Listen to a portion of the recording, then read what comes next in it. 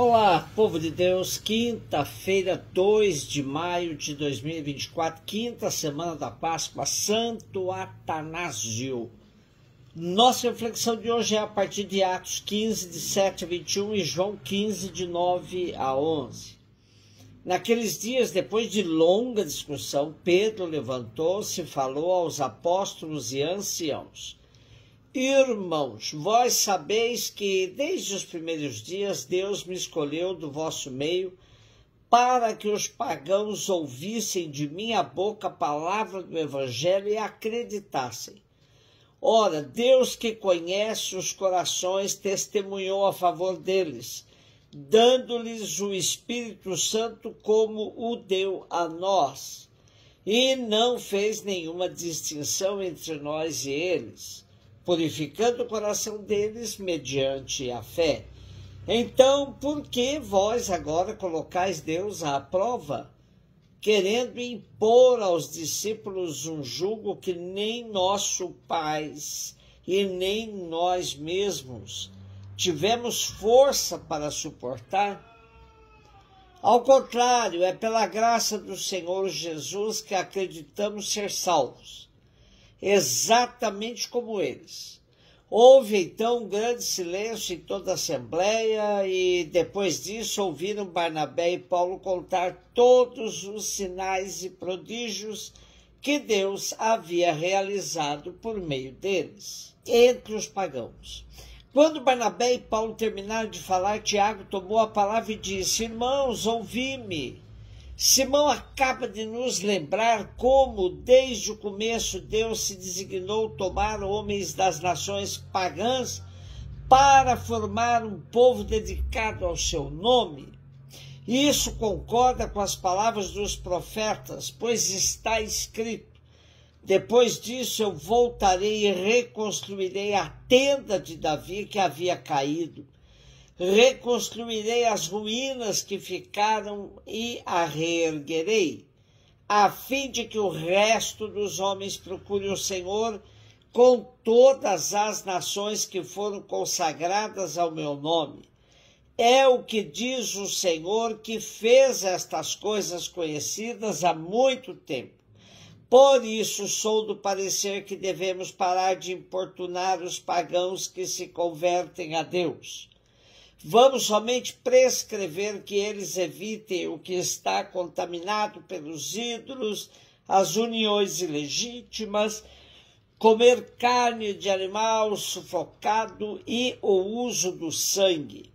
Com efeito, desde os tempos antigos, em cada cidade, Moisés tem os seus pregadores que o leem todos os sábados nas sinagogas.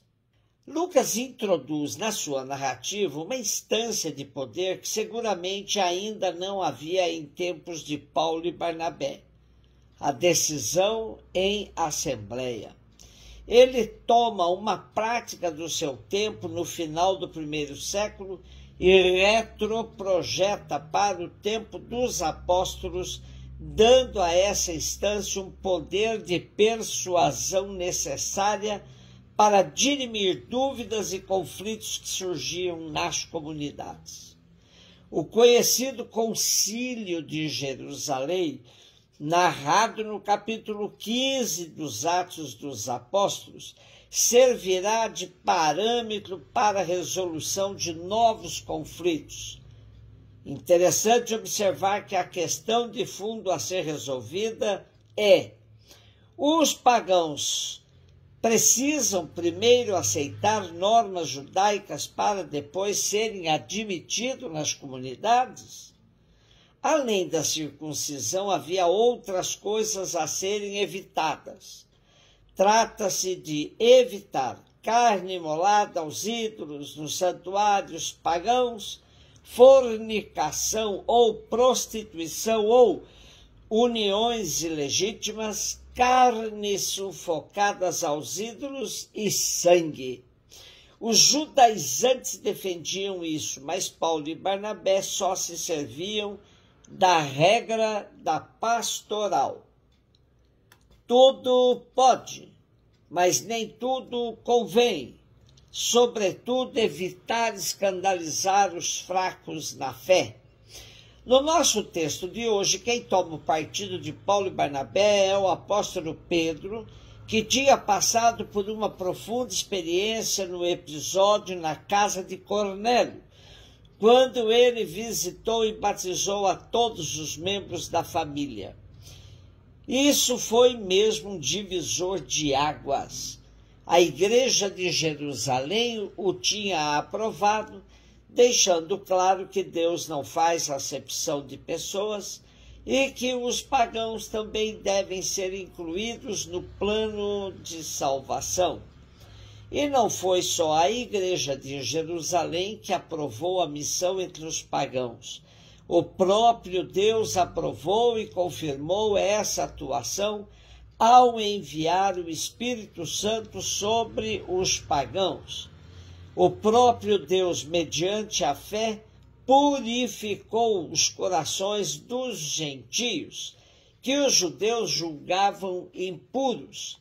Se a fé toma o lugar da lei como meio de purificação, não é preciso suportar o seu jugo tão pesado para os próprios judeus. Finalmente, o homem salva-se não pela lei, mas pela graça de Jesus Cristo. O discurso de Tiago autoriza o de Pedro e conclui que, uma vez que a vida dos pagãos convertidos forma parte dos planos de Deus, nada pode ser feito que seja obstáculo ou impedimento. No entanto, Tiago dá uma satisfação aos judeus e edita um decreto com 4 prescrições, evitando que eles se sentissem contaminados e feitos impuros se tivessem comunidade de mesa com os pagãos convertidos.